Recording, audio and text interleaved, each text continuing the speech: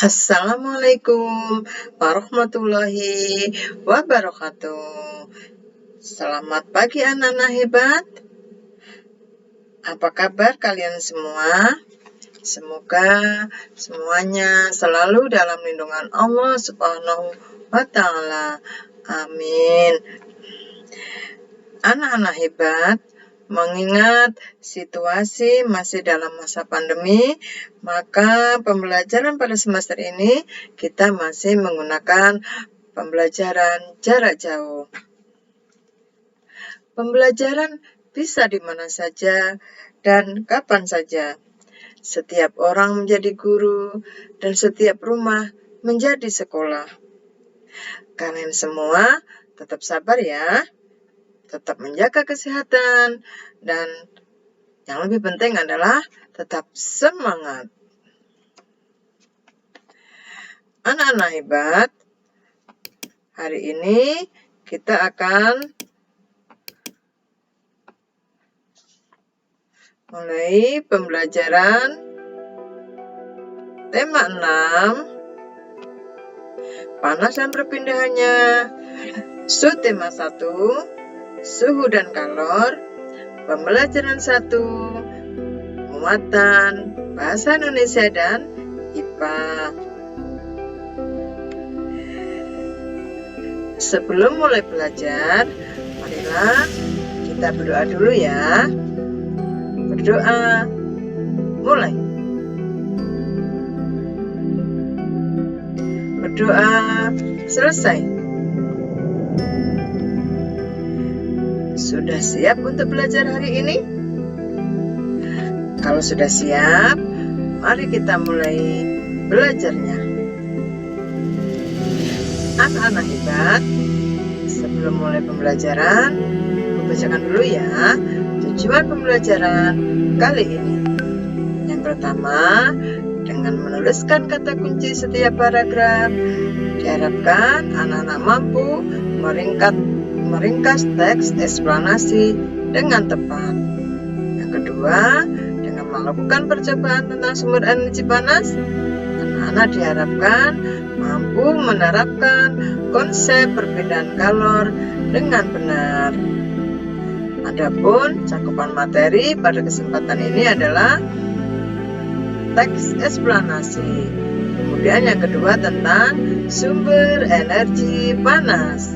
Yang ketiga tentang perpindahan kalor. Anak-anak hebat,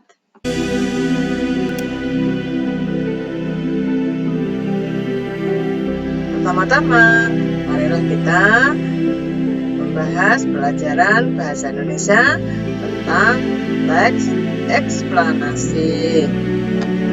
Apa sih yang dimaksud dengan teks eksplanasi itu? Teks eksplanasi adalah teks yang berisi penjelasan tentang berbagai peristiwa di lingkungan sekitar. Teks eksplanasi disebut juga teks penjelasan, berisi informasi yang sesuai fakta dan ilmiah. Teks eksplanasi mempunyai struktur meliputi paragraf pembuka dan paragraf penjelas.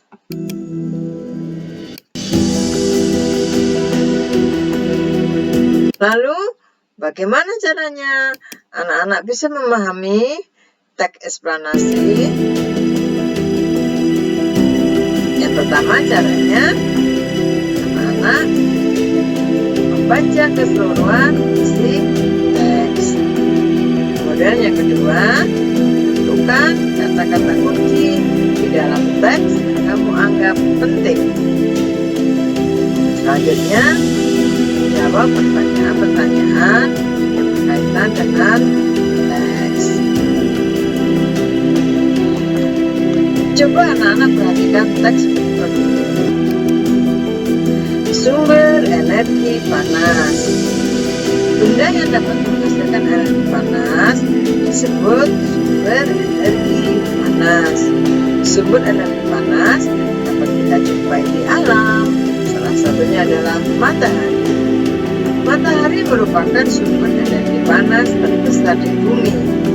Semua makhluk hidup memerlukan merupakan energi panas matahari.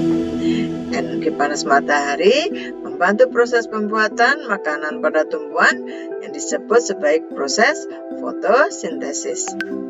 Makanan yang dihasilkan dari proses fotosintesis menjadi sumber energi bagi makhluk hidup lainnya, termasuk manusia. Lalu, kira-kira apa ya kata kunci pada teks yang telah kita baca tadi? Ayo, siapa yang tahu? Kata kuncinya adalah energi panas dan fotosintesis. Selanjutnya, mari kita mencoba menjawab pertanyaan dari teks. Pertanyaannya adalah, apa yang dimaksud dengan sumber energi panas?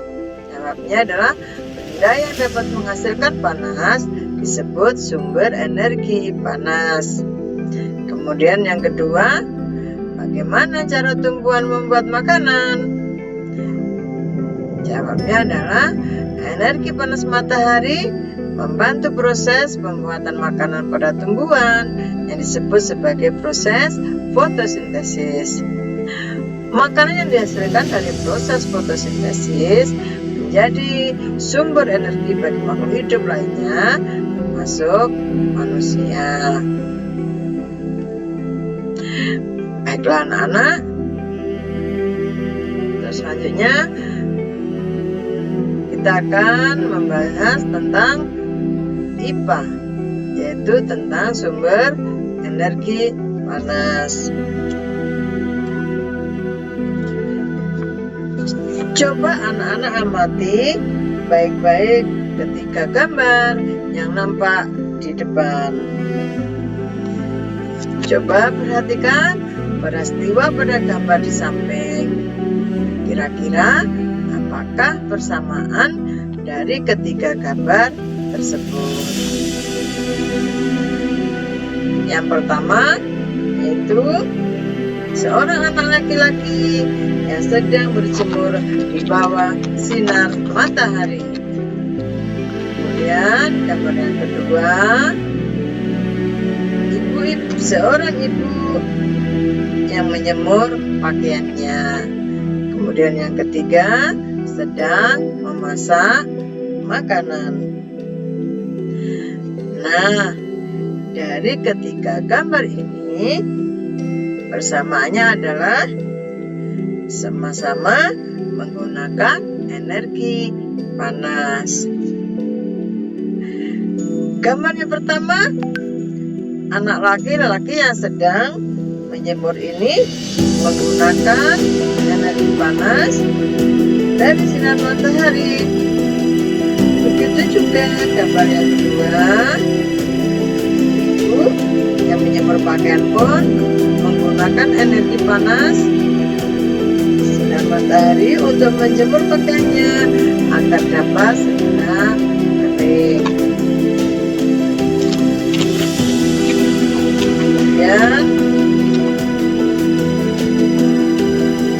sedang gambar yang ketiga, masak air menggunakan energi panas dari api agar air dapat mendidih.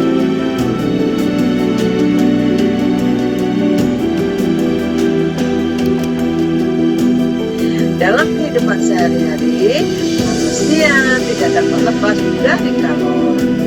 Beragam aktivitas manusia berhubungan dengan kalor atau energi panas. Benda yang dapat menghasilkan energi panas. Kemudian, apa saja sih benda-benda yang bisa menghasilkan energi panas itu? Yaitu yang pertama adalah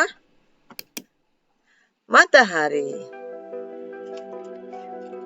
Kemudian yang kedua adalah api. Yang ketiga adalah listrik. Kemudian yang keempat adalah gesekan antara dua benda. Coba anak-anak perhatikan gambar ini. Kira-kira matahari gunanya untuk apa ya manfaatnya? Matahari bisa dimanfaatkan untuk menerangi bumi, kemudian membuat terjadinya siang dan malam. Ada juga matahari berfungsi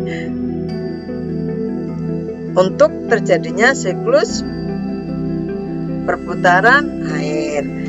Kemudian sebagai proses fotosintesis, yaitu pembuatan makanan pada tumbuhan. Panas matahari juga berperan dalam proses terjadinya awan atau hujan. Kemudian matahari juga sebagai sumber energi pada alam, ya. Kemudian ini untuk api manfaatnya apa ya? Banyak sekali manfaatnya, antara lain untuk memasak, kemudian bisa membakar kayu. Kemudian energi listrik, apa manfaatnya energi listrik? Banyak sekali. Kalian belajar dari HP juga menggunakan energi listrik, ya. Kemudian melihat televisi, kemudian menyalakan AC, kemudian menyalakan kulkas, ya, untuk meningkatkan kulkas, dan masih banyak lagi yang lainnya untuk penerangan, untuk lampu, ya. Kemudian contoh gesekan antara dua benda bisa menghasilkan energi panas. Contohnya apa? Coba anak-anak mencoba dua buah batu yang digosok-gosokkan, yang kita gosok-gosokkan, lama-lama juga akan panas. Nah, pada zaman dahulu orang mencari panas dengan menggosokkan dua buah batu. Kemudian apabila anak-anak coba tangan kita digosok-gosokkan, maka lama-lama tangan kita juga akan panas.